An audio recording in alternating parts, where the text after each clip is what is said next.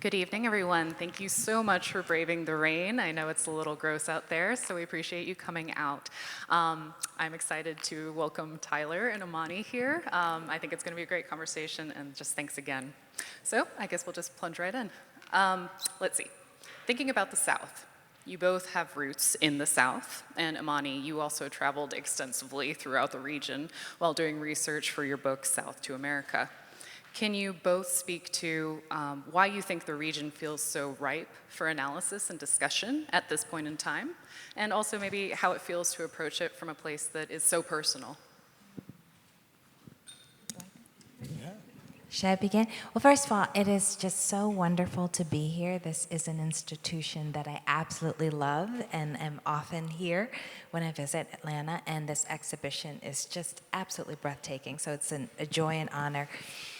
I always say that whenever there are lots of potential beginnings that you could give to this nation, whether you're talking about Florida in 1500 or you're talking about, Jamestown in 1619, but all of the beginnings of whatever this is are in the South, right?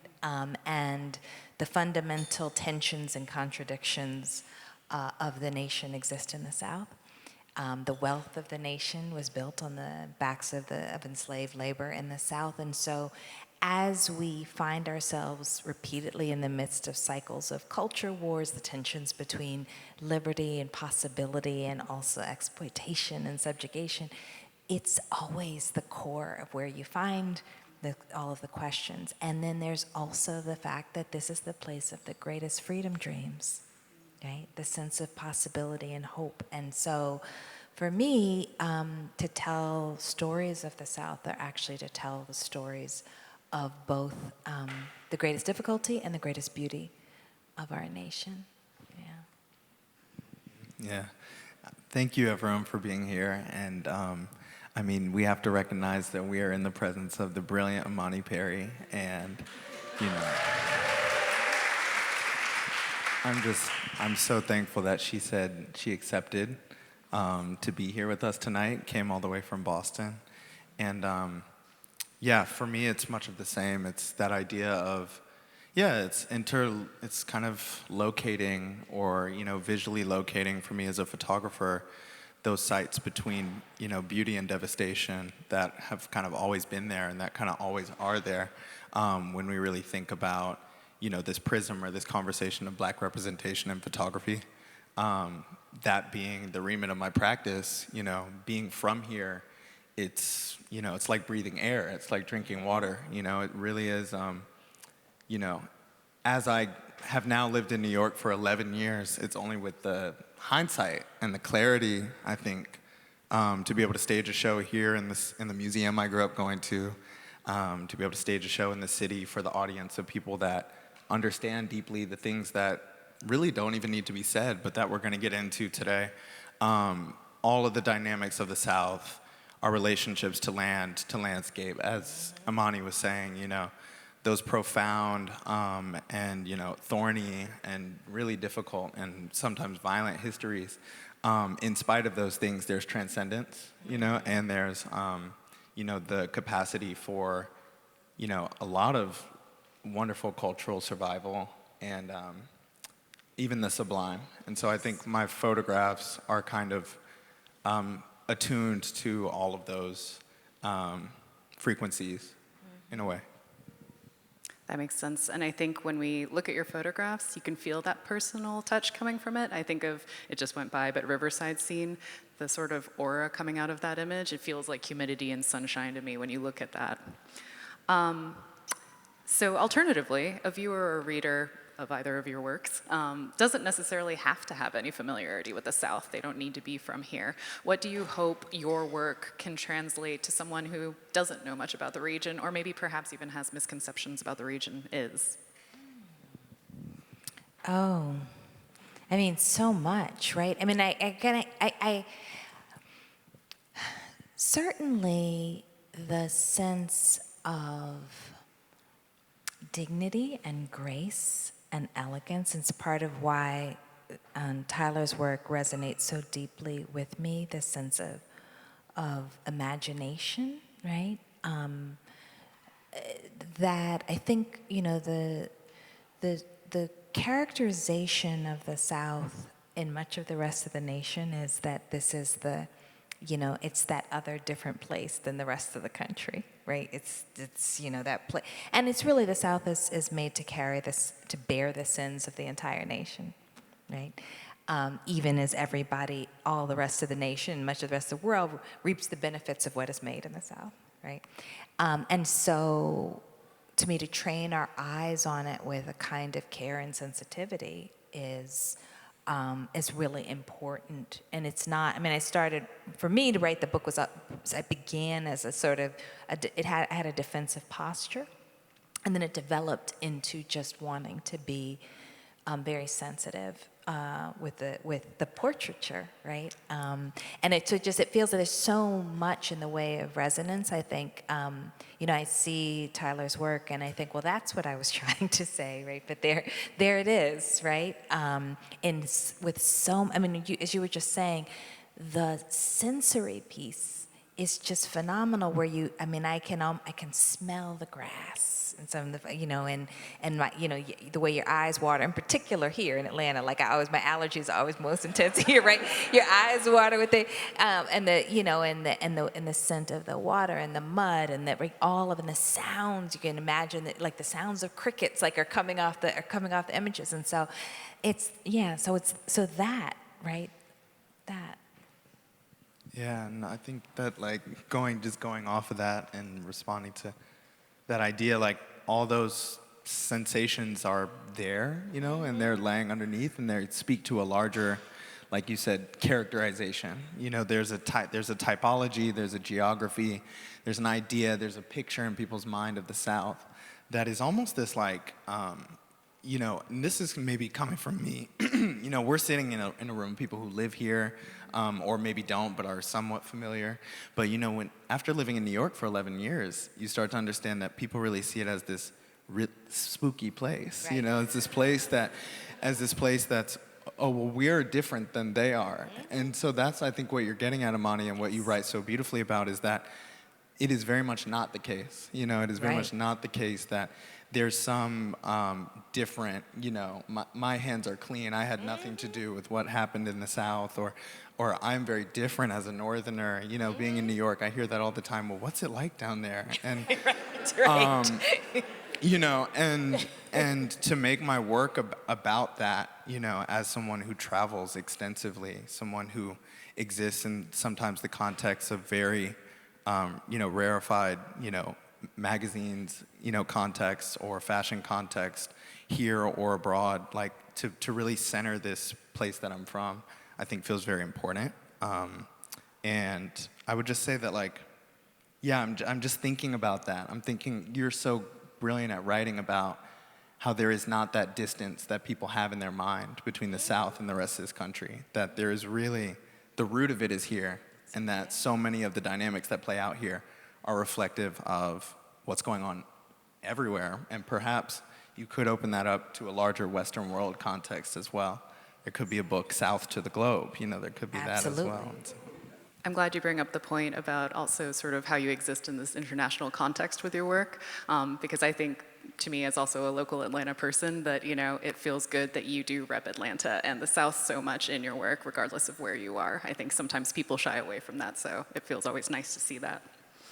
In your photograph, Georgia Hillside Redlining, it's that scene with the green hill and the red lines coming through it, or the film Idyllic Space, which is up in the galleries. They both offer these scenes of leisure, of quiet, rest, artistic creation, collectivity, family, and they're all ensconced in this southern landscape.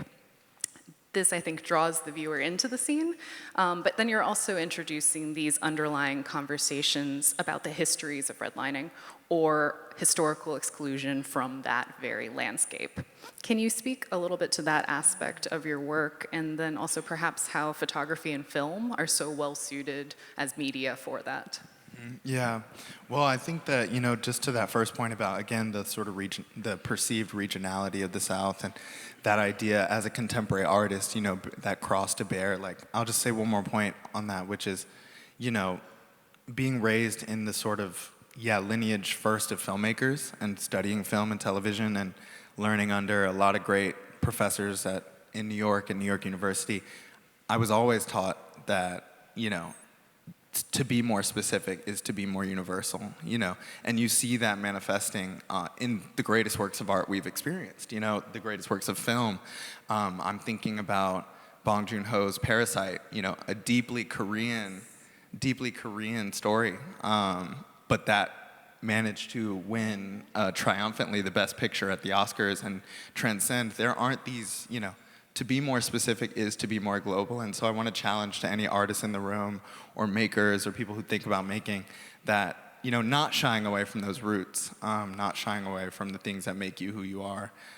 Truly to be more specific is to be more, to be able to speak to a more universal audience in a way. But to answer your other question about this idea of redlining, I'd be curious to hear Imani speak on the idea from more of your perspective, but I was just interested in, I was just having visions of home, really. I'd been in New York, really in my 400 square foot apartment in Brooklyn for a lot of the COVID lockdown, which, all of us have our own unique experiences in that.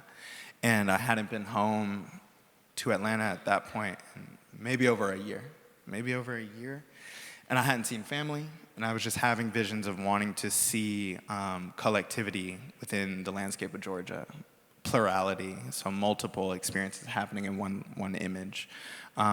Images of artistic production, leisure, of rest, of adventure, conversation, embrace, and also, for the landscape to also really reflect, sometimes metaphorically, sometimes subtly, but sometimes overtly, as you mentioned in the Georgia Hillside redlining piece, this history. So I was fascinated by redlining. I still am fascinated by the idea of it. And while I don't pretend to be a scholar on the matter, I think that I was also interested in this idea of mark making through the landscape, almost like this dual meaning of the word ownership. To own the landscape, to take ownership of the landscape, and to also, and that was why I really intervened with the marks. Those are real, those aren't, photoshopped. Those were me and, a small team of friends basically actually, painting into the landscape with washable paint. But, that act as well, and then making the image is also part of the concept of the image. And, the exclusion thereof of redistricting, which, we know very well here in this state, which I would just love to. Yeah, I mean, I love the piece, and I'll talk about why. So I'll say, I spent years, my first part of my career was a law professor, which I left 15, 16 years ago, but I spent years teaching racially restrictive covenants and all of these laws that essentially excluded Black people systematically and are responsible for the wealth gap, et cetera, right? And then when I was writing South to America, though, what I wanted to talk about, and this is sort of, I think, the question about sort of how art actually allows you to feel both to grapple with it intellectually, but also emotionally. I wanted to talk about how our family home was in a neighborhood that had once been zoned for white people, right? And I wrote a little bit about, there used to be an elderly man on the block, so we were the third Black family this is in Birmingham, third Black family, and then, pretty soon all of the white folks moved out, and there was one elderly white man on the neighborhood who kept a sign in his yard that said zoned for whites, even after the entire block was Black. And, but what the image evokes in the film is the aspiration that led to the resistance to those, right? So it's one thing to tell the story of all the exclusions and the disenfranchisement, and then it's another thing to talk about the resilience and the aspiration which I think is essential for the hope. And so that image is powerful to me because here you have the lines that represent redlining, but also the bodies, the people who are existing beyond it. Or for those of you who haven't seen the film, if you're laying back and in particular, tears came to my eyes with the images of swimming. Because it's evocative of the history of excluding black people from public pools, but then there are these children swimming, right? And there's all of this sense of sort of belief, investment, and in particular, investment about the possibilities for children, for young people, right? For that we are not of the same generation, but both being people who benefited from the efforts of elders to resist the exclusions that had been set up by law and practice and violence, right? And so to capture that, I just think it's really profound.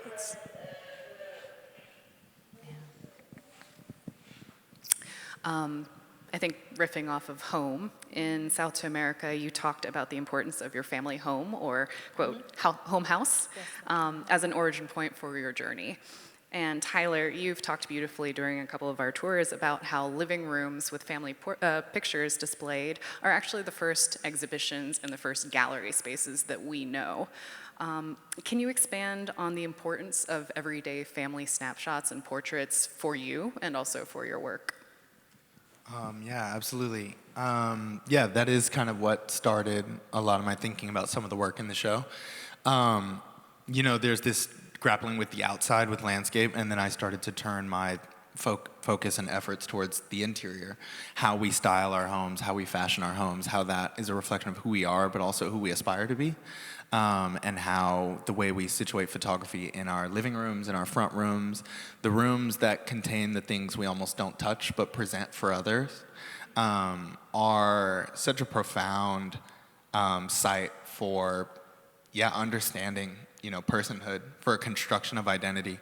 And what I mean by that is really that photography is at the center of it. It's not pushed to the side. It's very much representative of how we understand ourselves, how we construct our identity. So I took that idea and made a body of work. I was very honored to be given a Gordon Parks Foundation fellowship, and Gordon Parks is a figure who I speak a lot about, who was a trailblazer in many, many, many, many ways.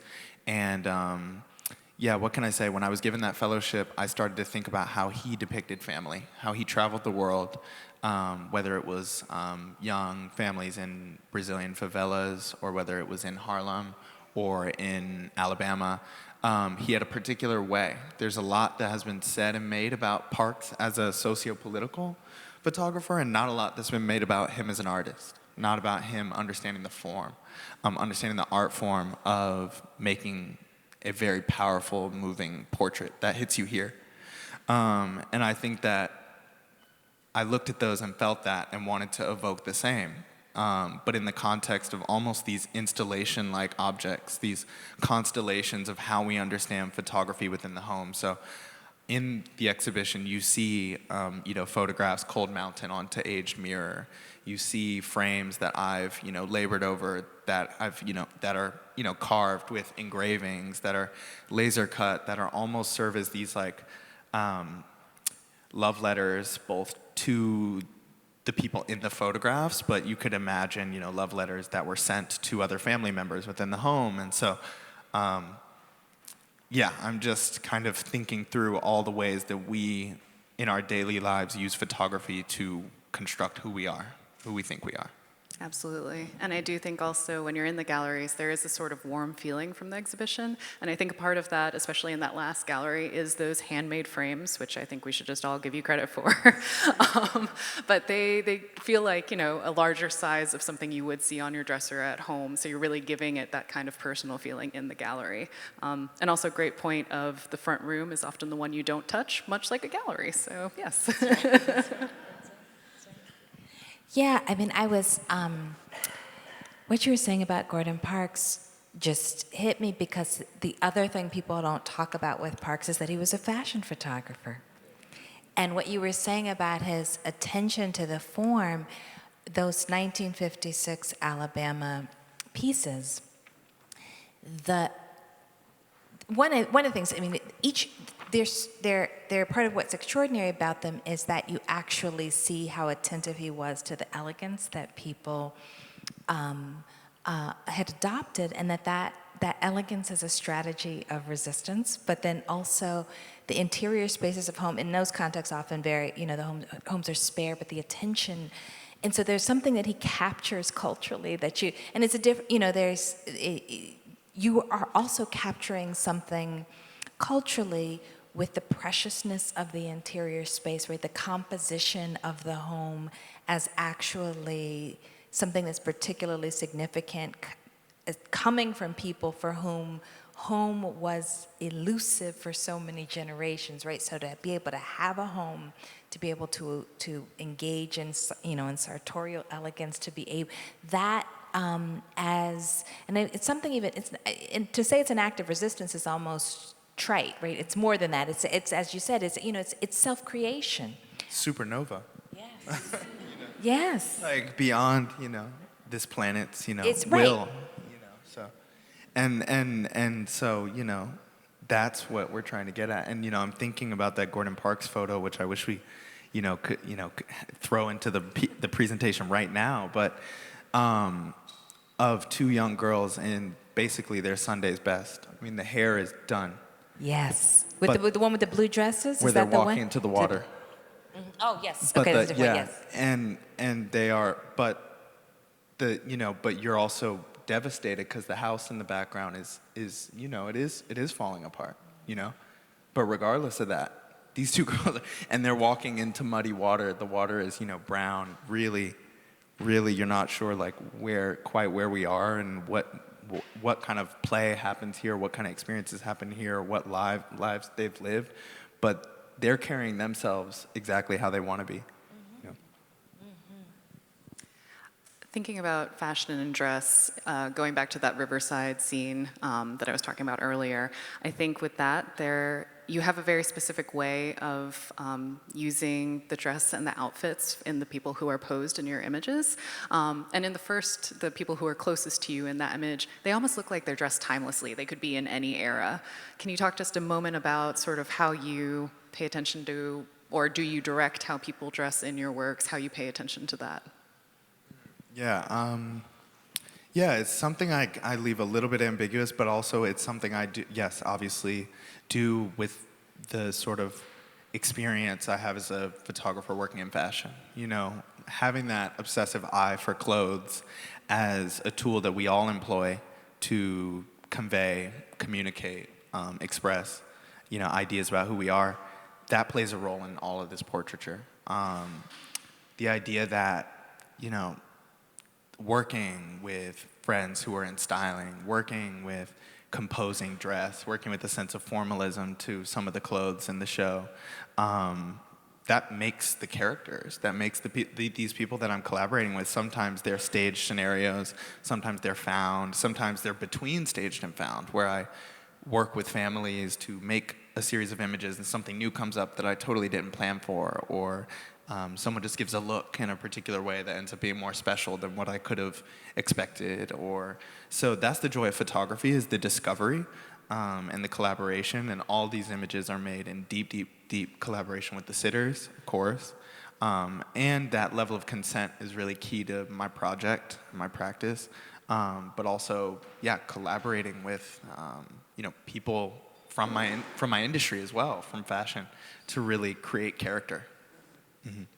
Can I just say, the image with the saddle shoes and the penny loafers, I love, and because there are all these ancestral references, and that there's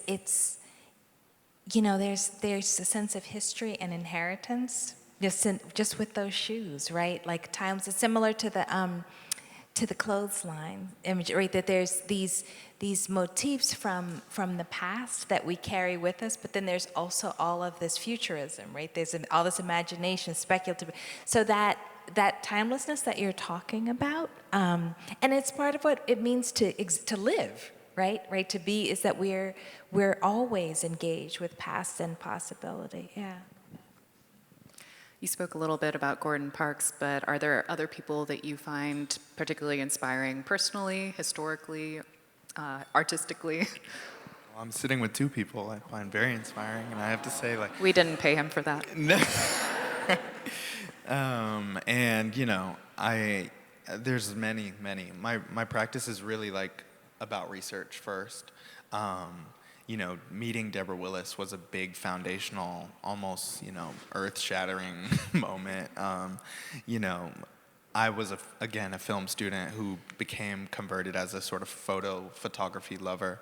And it was in the midst of that Deborah Willis, who's an artist and the head of the photo department at NYU, taught a class called Black Body in the Lens. And it was there that my worldview opened. I learned about numerous artists, including Parks, the greats that we, celebrate, that we need to celebrate more of, who are with us, including Carrie Mae Weems, including Dawu Bey, including, now, of course, all the names fly out of your head, including Ming Smith, including Roy DeCarava, Ray Barboza, my big sister Dina Lawson. I mean, if you want to give me an hour here, we can keep going. But I think that the key is that research and meeting Deb and understanding that there was a portal where art making and navigating being a contemporary artist can be so many different things. And it's, what do you make your work about? How do you distill and define and get to the essence of what you're trying to say, with the idea that there had been a pantheon of image makers before me that basically were thinking deeply about these ideas, were carrying the torch, passing on a lot of those questions to me. I'm thinking about the great British ceramicist Magdalene Odundo, who I actually really love, who all her forms, explore the body in this very distilled way, look at Kenyan practices in ceramics. All those artists come with me into my work, and yeah. That's beautiful. So this exhibition, which hopefully you've seen, is multifaceted. It includes photographs, obviously, both commissioned and personal, a video, a sculpture, which debuted here, a few handmade wooden frames, and the laundry line installation that's outside of the galleries. What inspires you to work in such a wide variety of media, and how do you see that perhaps continuing to evolve in your career? It's really something that's still evolving, and being at the stage I'm at, being young, wanting to play with how I install these shows I'm so glad that's been embraced, by curators like yourself, by museums like this. Without that encouragement, it couldn't have existed. But it's also been in response to my own sensitivities around photography, wanting to map photography as something that's not just about the content of the image, but also about the tactility of the image. There's a lot of essays that, speaking of Dina Lawson, when she one time came to my studio and took a look at my work and sent me an essay about the materiality of photography, thinking about it beyond, I was raised in a digital age, and so the native way I know to understand images is really on my phone or my laptop.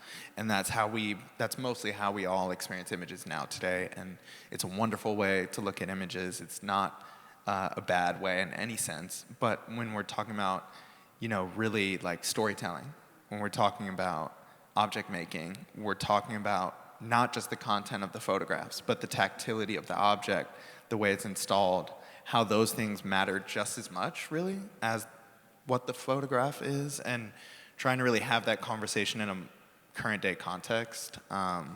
That's how I arrive at some of these ideas, and to evoke, as Imani and Maria are saying, some of the sites that are very important to me, including the home, the landscape, and proverbial domestic space as a whole concept. So the photograph just doesn't always do enough. Sometimes it does, but sometimes also you want to have play. You want to have a sense of play. I think that's also the importance of actually seeing exhibitions in museums and not just seeing images online, because I think people are often surprised at maybe the scale of your photos. You know, it's really an immersive feeling. You walk up to it and you feel like you're being pulled into it. It's different than scrolling on the phone and you think everything's about the same size. So, yeah. And you know, there's this notion that people see images of a show and they go, "Oh yeah, I've seen it." You didn't see it. Not at all. You didn't see it. No. You have to go and see it. You have to And, lie yeah, down. I know what it looks like. No, but everyone does that now, and it's really curious to me because it's like you didn't have the experience, Yeah, and you can't say you saw it. You didn't lie down on that beanbag and enjoy that video. You can't say that. Could you both speak to the role imagination plays in your work? We'll start with Tyler.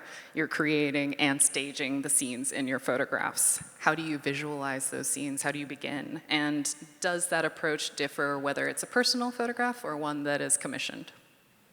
No.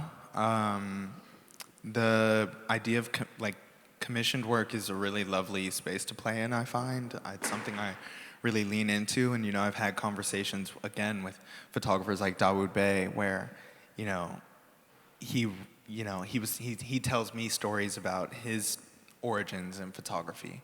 And this is one of the greatest, image makers alive with us, And he's telling me about going to see an exhibition in 1975 in New York at Marlborough Gallery of Richard Avedon's work.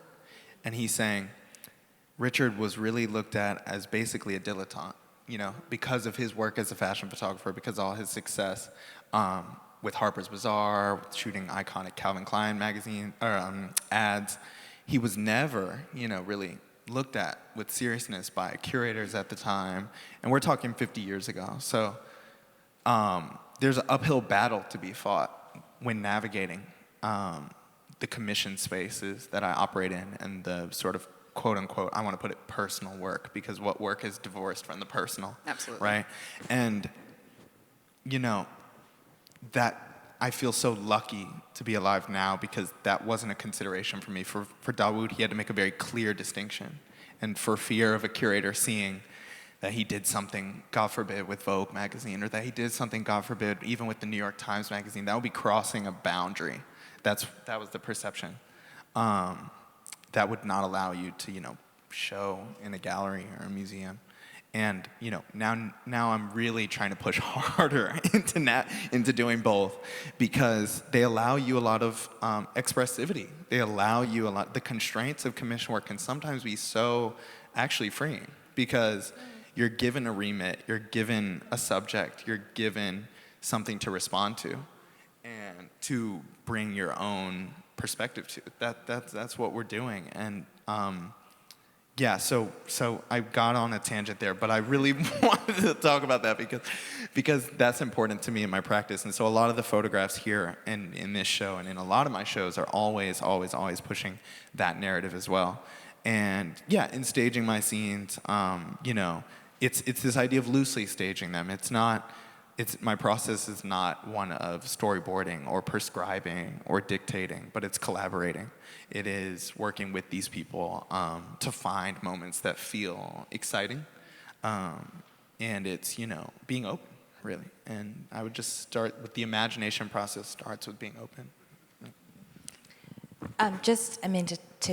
To kind of go off of that point, there was, I don't remember what year it was, but there was an exhibition here that was Romare Bearden that had all this discussion of his relationship with Albert Murray, who is an incredibly important influence for me. And I didn't know that Albert Murray named many of Romare Bearden's paintings until the show. But there was something about that relationship, and similarly going to jazz at Lincoln Center and seeing Murray's relationship with musicians, that actually, for me, kind of opened my eyes to how important the imagination is within constraints. So nonfiction has these constraints that fiction doesn't have, right? And that I think in some ways photography as well, right? But that you are still, the imagination is happening in the composition, it's happening in the relationship, it's happening, with the real world. And so there's something really beautiful. And similarly, working with Dawood and writing catalog essays a couple of times for him and figuring out how do I say something about this work that opens up an aspect of the storytelling, but opens up an aspect of the storytelling that allows the reader to allow their own imagination to be ignited by this work, right? So it's like exposing your imagination in an effort to like inspire that in the next person. And I think that's at the center of what I'm trying to do as a writer, right? So that you do some description, but you don't over describe because you want the person to imagine in their mind, right? You tell a little bit of the story when you're writing about art, but you don't construct too much because you want them to be making their own stories. So it's always, I think, collaborative, right? That there's something about the imagination that is an invitation to it's collaborative already, but it's an invitation to collaborate with the people who you share your work with. I love that. That's future casting your collaboration, thinking about who's going to be reacting. Do you also feel like you do that with your photography? Are you thinking about the viewers already, or is it sort of just more in the moment? It's definitely not thinking about the viewers. Don't think about that. Because creating is different than when I go back into my studio and I'm editing, and making and editing. Those are two different brains, essentially.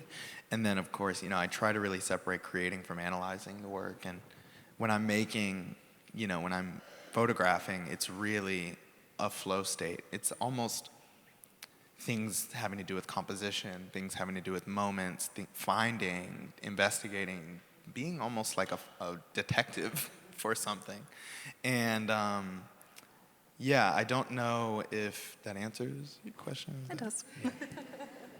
I also think it's interesting that you both kind of touched on constraints actually being helpful. That's nice to hear. I think we might be at the Q&A portion. Yes. Audience, if you have questions.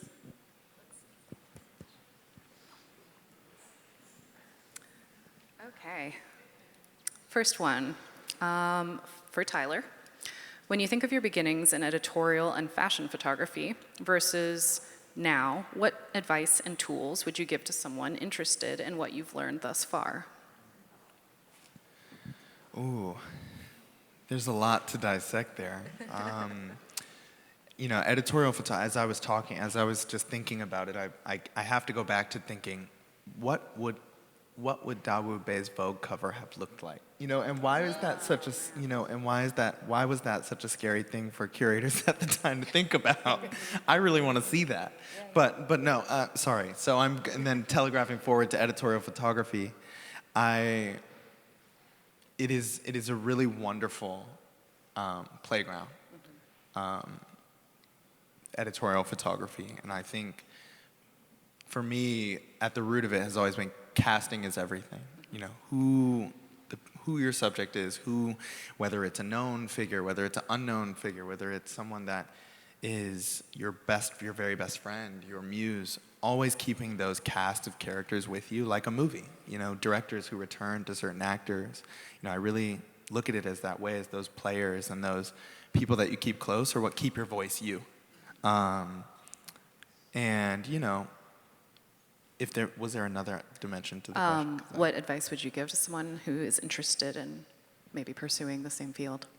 Yeah, finding those cast. I would say finding that cast, and I would just say the beauty of image making is really that collaborative element. It's not working in a vacuum, and I think I really believe in that, coming at it from a movie making background in a way, or education, and understanding that there might be someone to the left or right of me that might know better than me in this field is really a good piece of advice as well, I would say.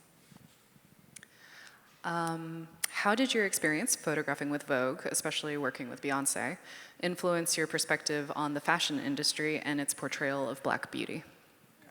Happy to answer. Is there any Imani questions in there? I'll scroll through. I'm doing a lot of talking, and I'm happy to talk all day up here about Beyonce there's a lot, and whatever, but I mean, I want to know the answer to the question. She's not helping you. So how was it? And how did it change your view of fashion and portrayal of Black beauty in fashion? I mean, we're talking about the symbol, the idea of beauty in a lot of ways for the past 40 years. I mean, how long is it? No, she's only 45, so that's not possible. She's right. But 20 years, 30 years.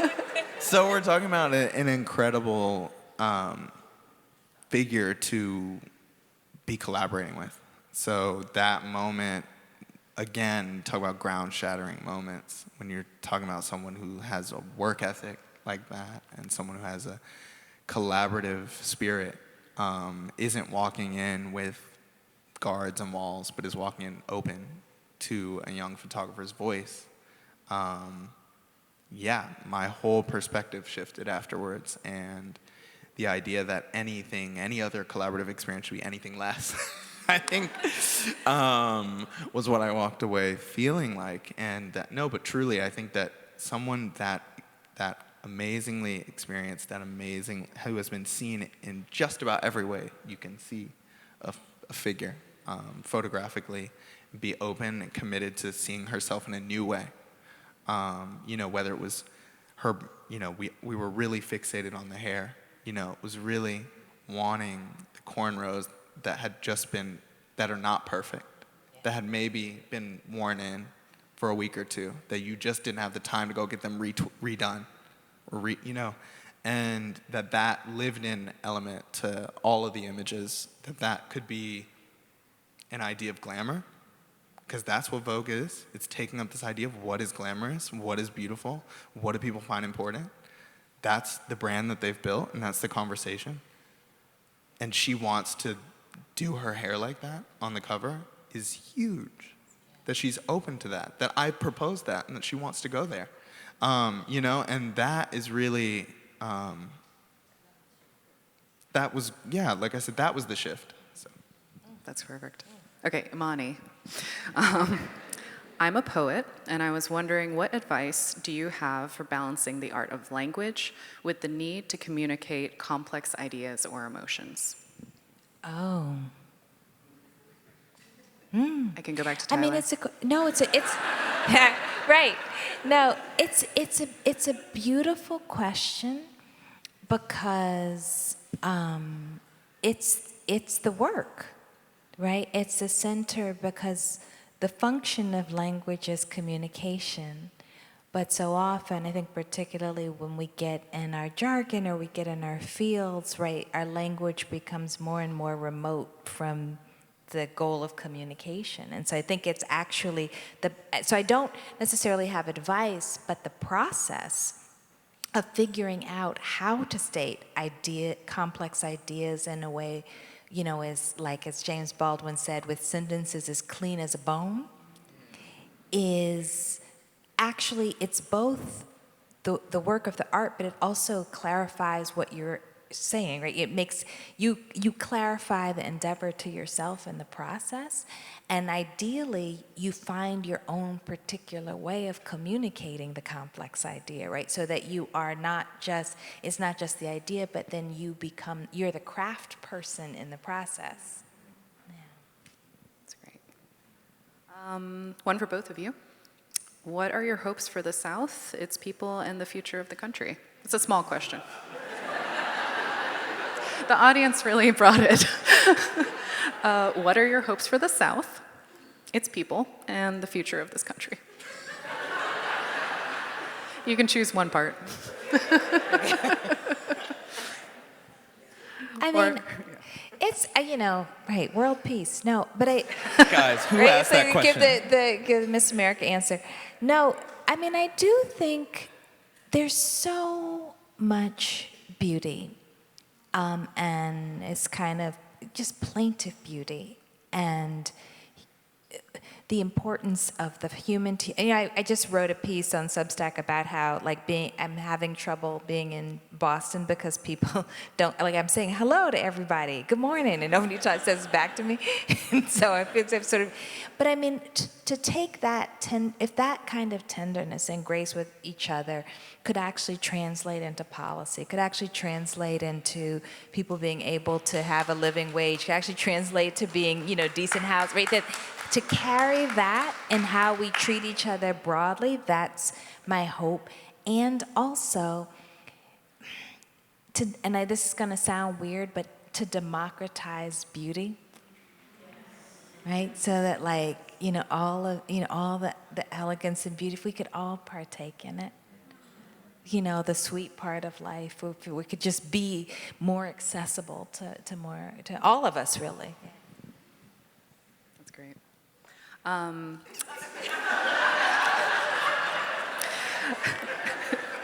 For both of you, how do you both stay encouraged to create? With everything happening around, how do you just keep moving? For me, it's very obsessive. If I'm in a rut, if I am really, there was a period of months where I was not feeling creative, questioning everything.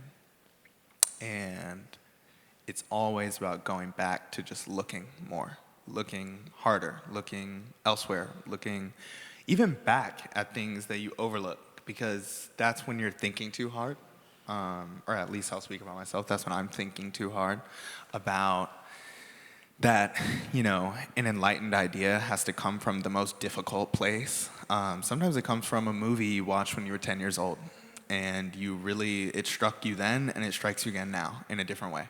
Or it comes from something that you read, that was foundational to you that you've just overlooked for the past few years. And so it's really an act for me of consuming and gathering all of my, inspirations, really, all of my people, my constellation of voices who are almost there like angels, watching over, and whether they're alive or not. And those voices I have to go back to. I have to go to the movie theater. I have to go to the museum. I have to go, not just see the images of the show. I have to go to the show. And I have to engage and just take time, be slower. I mean, I think completely related, right? I think we actually should be curatorial about our lives, right, and deliberate, and so much is constantly coming at us, and I think we have to be deliberate about what we take in, what we attend to, where we pay our attention, and that's a piece of it. But I also have, the creative work is actually a kind of emotional, spiritual, mental hygiene for me in the world, right? It is actually the thing that feels like it is self-nurturing and healing, and I also feel so grateful every day that I get to do work that I find meaningful. I don't take that for granted, and that I get to experience other people's work. I mean, to your point, that I get to actually return to the books I love and the films I love and the people I love. That's the blessing of life, right? So, yeah. Perfect. A handful of photos in the exhibit are labeled untitled. Is there significance in leaving pieces untitled for viewer interpretation, or how do titles change the way you view or explain your work? For me, it was very clear. I think every artist writes their own script when it comes to titles. But for me, it was very clear there was a moment where things shifted, where I was making pictures. I wasn't, I'm sitting here on the stage and I'm in, I'm here in the High Museum, but there were years ago where this was unimaginable and very far away from my reality. And, and quite frankly, wasn't even having this future in mind. So all the work that's untitled is sort of the work that was made before I started to think about formalizing this work into real work that I would think of as being presented in physical space. And so I made that clear distinction where when I was invited by Photography Museum, the Foam Museum in Amsterdam, to do a show, which was my first, not only first solo exhibition, first solo museum exhibition, first solo museum exhibition in Europe, and I'm asked to go all the way to Amsterdam, stage a solo exhibition of my work. I was very afraid, very nervous about the perception of that. Again, of that, as Dawu Bey said, to quote again, dilettante, that word kind of in the back of my head. And so all that work before, I've decided to just clearly leave untitled, because the making and what those things were a myriad of sources, were a myriad of contexts, and then come together into this ongoing project and practice now. And then things that have titles, I'm making with a very dedicated and focused kind of storytelling element to it. So that's how the titles emerge for me. But every other artist, it's a different logic, different rhyme and reason. And, the act of making pictures is also the beauty of it is that it's not like making paintings, and that's actually its advantage, not its disadvantage. Paintings have only one place that they're eventually ending up, which is on the wall somewhere. My pictures end up on magazines sometimes. They end up on phones. They end up on bus stations, bus stops, whether it be sometimes billboards. All these contexts where photography makes its way into our lives, I want to utilize, I want to have that dialogue with, and I'm very fascinated by that. And so I think painters are kind of, maybe there's more of a straightforward logic to the titling there, whereas I wanted to make this division between, yeah. Thank you again to our speakers. Thank you. Absolutely amazing. Thank you.